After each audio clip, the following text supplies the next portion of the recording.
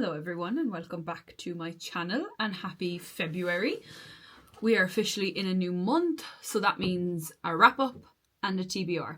So we're going to go with the wrap up first. Today's wrap up, I read 11 books in January.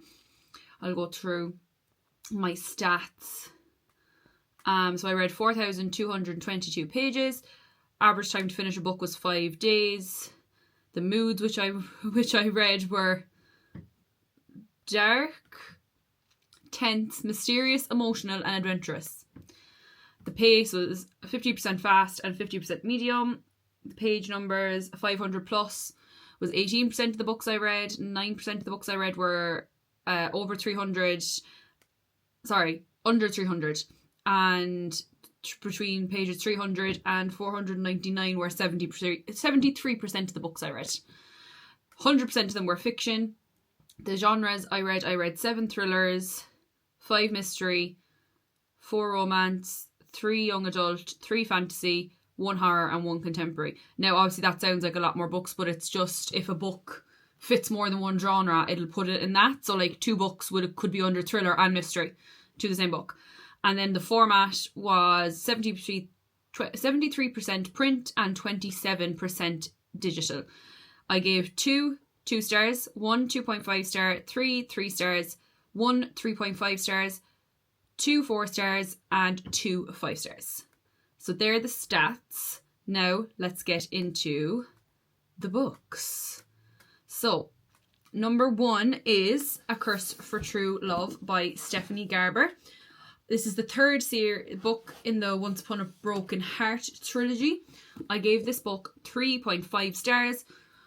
I preferred the first and the second one. In this book, it's obviously a summary of the last, not a summary, but like it's the final of the last 3 books. It's the closer.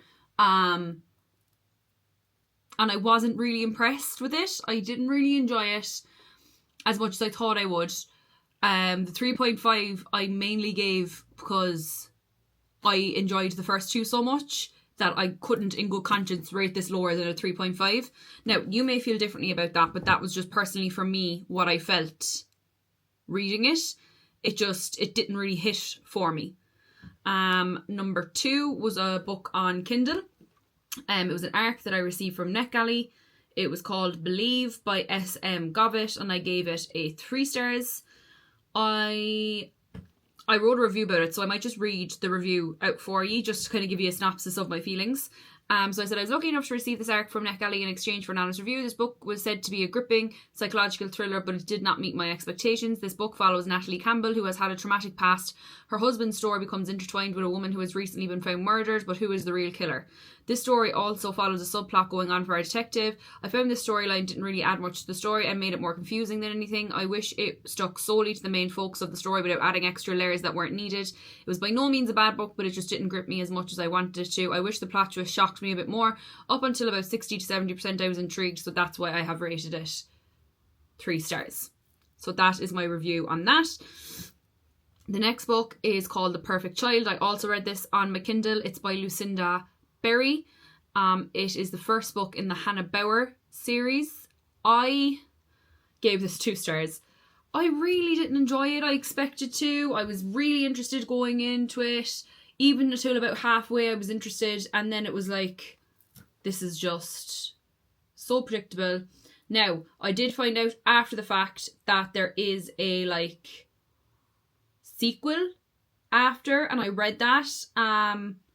It still didn't give me much more. I think I rated that 3 stars because it gave a bit more context to the first one, but I felt it wasn't needed. I wish The Perfect Child was just a bit longer, and that we didn't need the second one. A Welcome Reunion is what it's called. So next was another one from my physical TBR, which was Onyx Storm. This is 5 stars. I'm not going to talk about it too much because it's obviously only out in the last 2 weeks. My thoughts are very much just, I have no words. I do not know how to feel. That is it. Next is, yes, the 3rd in the Natural series, All In. this is my favourite one by far. I really enjoyed it. It was nice, short, sweet, quick, got to the story really quickly. I really, really enjoyed it. And it made me so excited to go into the fourth one, which is Bad Blood. Might as well just talk about it now since I'm talking about All In. So All In is the third, Bad Blood is the fourth and final book in the series. I felt it was very long for what happened. I felt like it could have been a lot shorter. We didn't need half the stuff we did. The novella at the end, it's called 12 and it follows them years later.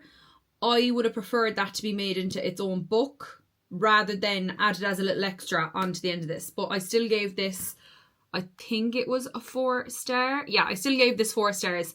But personally, I just think it would have been better without the novella at the very end.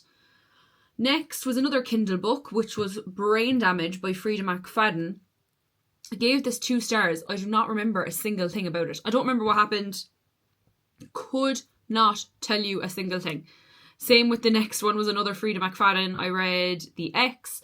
I gave that 2.5 stars. I just gave it 2.5 stars and I do not remember a single thing. So cannot tell you anything about that because I don't remember. I'm assuming it's about an X. Next was The Plot Twist by Eleanor Goymer. I received this as an ARC as well and I rated it 3 stars. And I'm just going to read my review out again for this. I received this book as an ARC reader through NetGalley Exchange for an honest review. I thought overall the story was cute but also extremely predictable. Our FMC made situations a lot more difficult on herself by not communicating with people, and I feel she was extremely immature at times in the way she acted. The plot twist didn't blow me away as I predicted it more or less when it started being introduced. It was an easy read, but personally it wasn't for me. And that's all I'll say about that. Next was Ask for Andrea, which was by Noelle W. Ihli? Ihli? Whatever. Sorry. I hope I didn't butcher your name, but that's what I'm going with. I rated that 3 stars, and now looking back on it, I think it would be more like a 2.5. I wasn't really enjoying it the whole way through. Ask for Andrea is basically about this killer, but we're kind of following it from the perspective of the murdered victims of him, and they kind of follow him around. I won't say too much more, but I don't really like paranormal things in books, and that felt very paranormal, so I think that's why this book wasn't for me. It might personally be for you if you like kind of thriller, fiction, horror, but with a little bit of the paranormal side of it, but personally that just wasn't for me. Maybe for you. Then we have, last but not least, because I had this book here, Finley Donovan Jumps the Gun, but I realised I didn't finish it in January. I finished it on the 1st of February, so that'll be in next month's wrap up. Last but not least is A Court of Silver Flames. I cannot say enough things about this book. Positive things. It was a 5-star for me. It was the first book I read in 2025 and it was the first 5-star of the year.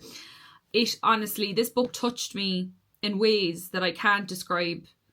Like, going into it, everyone said that Nesta is such a hard character to deal with. I don't think that's the case at all. I just think she is severely misunderstood. And I think people don't give her enough credit for all the stuff that she's went through. I personally saw a lot of myself in Nesta when I was reading it. Like, she doesn't mean to hurt other people, but it just ends up happening because she says what she thinks. And she says things to be harsh and doesn't realise the impact they actually have. I just loved her so much. I love their story. So much so, like, a week after reading it, I got it tattooed on my body. Can you see that? I got her sword tattooed on my body literally a week after finishing it, because that's how much of an impact Nesta had on me. This book is brilliant. I could have read, like, it was how many pages? 755. That's including the acknowledgements. We're not going to include the acknowledgements. We're going to just 751 pages. And I could have read like 400 more of Cassian and Nesta. Absolutely brilliant. It's probably my second favourite in the series. So Akawar would be first, then A Court of Silver Flames, then Akamoth, then Akatar, and then A Court of Frost and Starlight. I'm sure in a video before this I've said something different, so I might have changed my rating since finishing it. Sorry, I need to take a drink of water. I am now in a Walla girly and it is amazing. I don't know if it's a placebo or not, but I'm definitely drinking more water.